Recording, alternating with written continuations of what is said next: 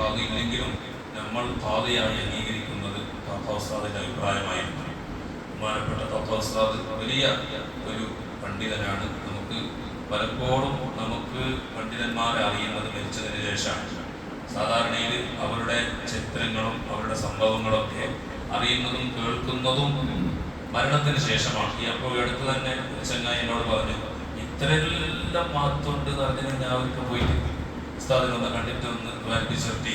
കാരണം ജീവിതകാലത്ത് നമ്മളെന്താവാറില്ല, അവരെ മനസ്സിലാക്കാറില്ല. സാധാരണയിൽ അങ്ങനെയാണല്ലോ. നമ്മുടെ പണ്ഡിതന്മാരെ സംസ്ഥയുടെ പറഞ്ഞു പോയ മഹാന്മാരൊക്കെ ചരിത്രങ്ങൾ വായിക്കുന്നത് അവരുടെ മരണത്തിന് ശേഷമാണ്.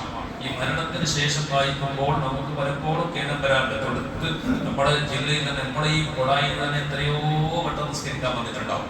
എത്രയോ തവണ ജുമാക്കടക്കം ഇവിടെ ഞാൻ വന്നതിന് ശേഷം ജുമാക്കടക്കം കൂടിയിട്ടുണ്ട് തത്വസ്ഥ.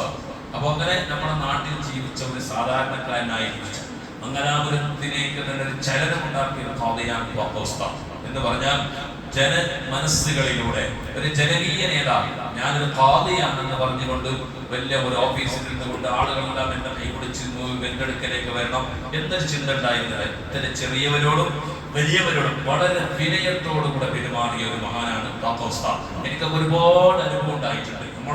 നമ്മൾ അങ്ങോട്ട് കൈ കൊടുക്കുമ്പോൾ കൈ അങ്ങോട്ട് പിടിച്ച് നമ്മളോട് താഴ്മ കാണിച്ചിട്ടാണ് കൈ ഇങ്ങോട്ട് തരാം. ആ ഒരു രീതിയിലുള്ള ഒരു വിനയം.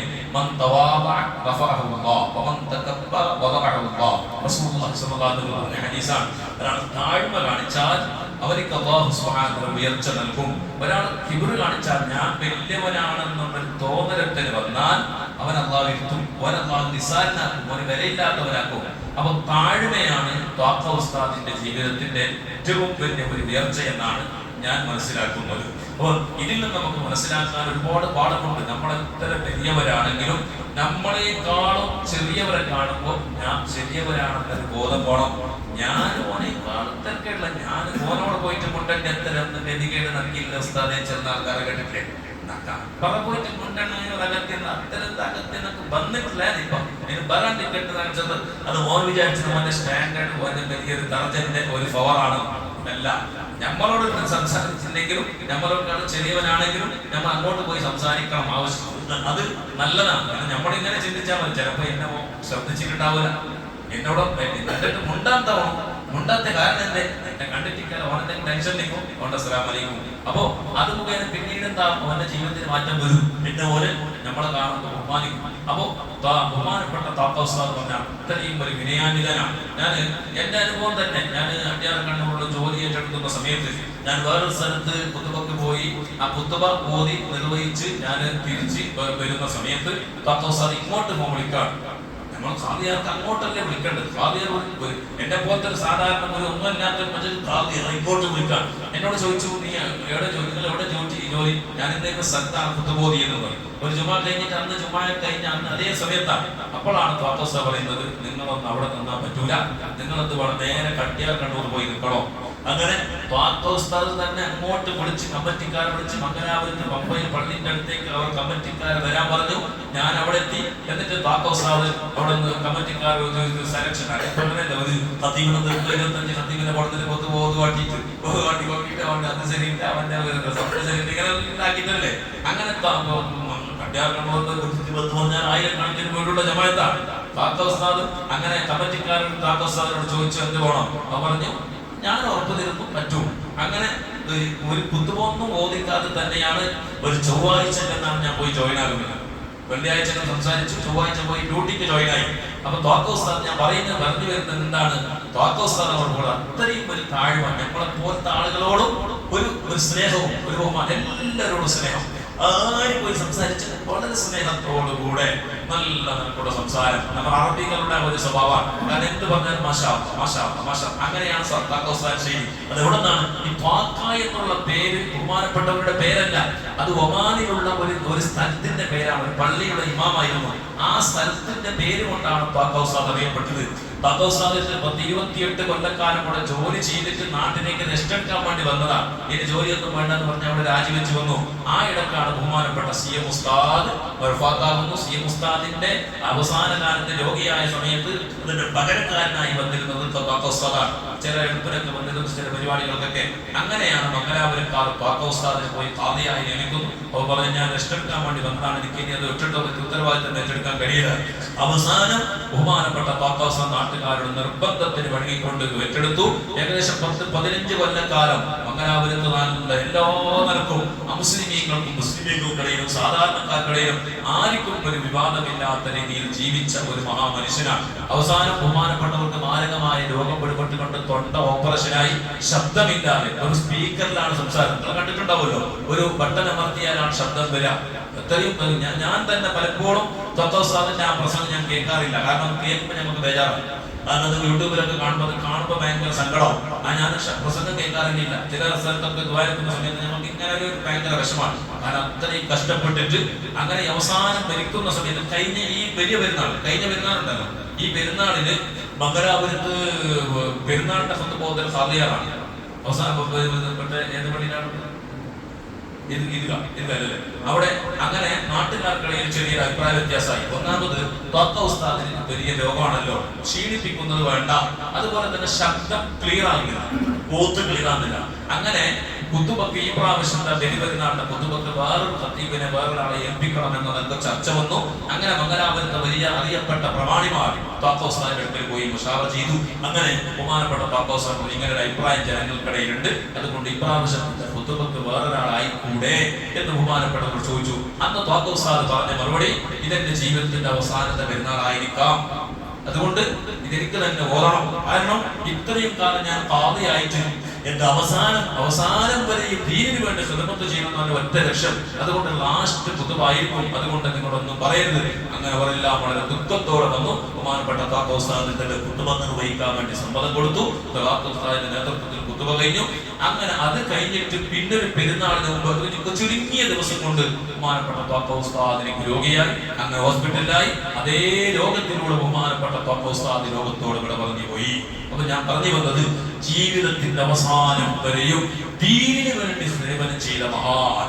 തന്റെ 80 വയസ്സായിട്ടും ആരോഗ്യം എത്ര, ഞാൻ പലപ്പോഴും വിചാരിക്കും നമ്മളെപ്പോലെ തന്നെ ഒരു ദിവസം പനി വന്നിട്ട് 2 ദിവസം കിടന്നെങ്കിൽ പിന്നെ നമുക്ക് ഒരാഴ്ചക്കാലം റെസ്റ്റ് വേണം അല്ലെ. അങ്ങനത്തെ മഹാൻ ഏത് പരിപാടിക്ക് വിളിച്ചാലും അവസാന സമയം വരെ കൃത്യതയോടുകൂടി എത്തിയിരുന്നവാൻ. എവിടെയും മിസ്സാക്കാറില്ല. എവിടെ പരിപാടി ഏറ്റെടുത്താലും ആ പരിപാടിക്ക് ബഹുമാനപ്പെട്ടവർ എത്തിയിരിക്കും. ഇനി എത്താൻ പറ്റിയില്ലെങ്കിൽ, അടുത്തൊരു ചങ്ങായി പറഞ്ഞു, എത്താൻ പറ്റിയില്ലെങ്കിൽ 2 ദിവസം മുമ്പ് വിളിച്ചിട്ട് ചോദിക്കും, എനിക്ക് വരാൻ പറ്റുന്നില്ല, എന്ത് വേണം, ഞാനതിന് പരിഹാരം വേറെ ആളയക്കണോ, അല്ല നിങ്ങൾക്ക് എന്തെങ്കിലും നിങ്ങൾ തന്നെ പരിഹാരം ഉണ്ടാകും. അത്രയും ഉത്തരവാദിത്വം ഏറ്റെടുത്ത മഹാൻ. ജീവിതം മുഴുവനും ദീനിന് വേണ്ടി സമർപ്പിച്ച 10-20-28 കൊല്ലക്കാലം ഒമാനിലൂടെ സേവനം ചെയ്ത് അത് കഴിഞ്ഞിട്ട് മരണത്തിന്റെ അവസാന ദിവസം വരെയും അവസാന സമയം വരെയും ദീനിന് വേണ്ടി കാശിപ്പട്ട എന്ന് പറയുന്ന ഒരു പ്രദേശത്ത് വലിയൊരു സ്ഥാപനം, അത് ഈ അടുത്ത കാലത്താണ് ഇവിടെ ഉണ്ടായത്. ഏകദേശം 2009-10 ആ സമയത്താണ് അതിന്റെ ശിലാസ്ഥാപനം നടത്തുന്നത്. ബഹുമാനപ്പെട്ട CM ഉസ്താദ് എനിക്കൊരു ആഗ്രഹമായിരുന്നു അവിടെ ഒരു സ്ഥാപനം പണിതുള്ളത്. CM ഉസ്താദിന്റെ ജീവിതകാലത്ത് ഒരു തീരുമാനമായി. അങ്ങനെ അതിന് വേണ്ടിയുള്ള നേതൃത്വത്തിലുള്ള ബഹുമാനപ്പെട്ട CM ഉസ്താദിന്റെ നേതൃത്വത്തിലായിരുന്നു അതിന്റെ തുടക്കകാലം എന്ന് പറഞ്ഞാൽ. ആ സമയത്ത് അതിനെ മുഴുവനും അതിന്റെ ഉത്തരവാദിത്വം ഏറ്റെടുത്തത് ബഹുമാനപ്പെട്ട താക്ക ഉസ്താദാണ്. ഇന്ന് ഞാൻ ശരിക്കും ആ സ്ഥാപനം ഞാൻ കണ്ടിട്ടില്ലെങ്കിലും ഞാൻ മരിച്ച സമയത്ത് അതിന്റെ വീഡിയോ നിങ്ങളൊക്കെ കണ്ടിട്ടുണ്ടാവും. ആ വീഡിയോ കാണുമ്പോൾ അത്ഭുതപ്പെട്ടു പോയി, ഇത്ര വലിയൊരു സ്ഥാപനം ഉണ്ടായിട്ടുണ്ടോ.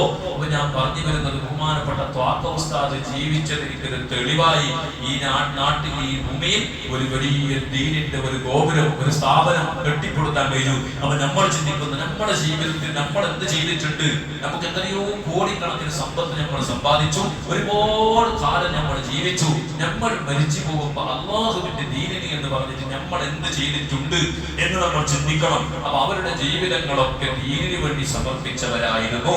അത്തരം മഹാന്മാരെ നമ്മൾ എന്ത് വേണം, സ്നേഹിക്കണം. റസൂലുള്ളാഹി സ്വല്ലല്ലാഹു അലൈഹി വസല്ലം പറഞ്ഞത്, കുൻ ആലിമൻ ഔ മുതഅല്ലിമൻ ഔ മുഹിബ്ബൻ ഔ മുസ്തമിഅൻ വലാ തകുൻ ഖാമിസ. പരാജയപ്പെട്ടു പോകും. റസൂലുള്ളാഹി തങ്ങൾ പറയാം, ഒന്നിരിക്കറങ്ങി എന്താകണം, ആലിമാകണം എന്ന് പറഞ്ഞാൽ എല്ലാവർക്കും ആലിമാവാൻ കഴിയോ? എല്ലാവരും ആലിമായാലും ദുനിയാവ് നടക്കുവോ?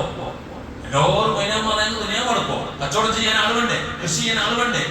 മേസ്ത്രിമാർ വേണ്ടേ? ഇവിടെ ബിൽഡിംഗ് സെന്ററിങ്ങിന്റെ ആൾ വേണ്ടേ? എല്ലാത്തിനും പോകണം.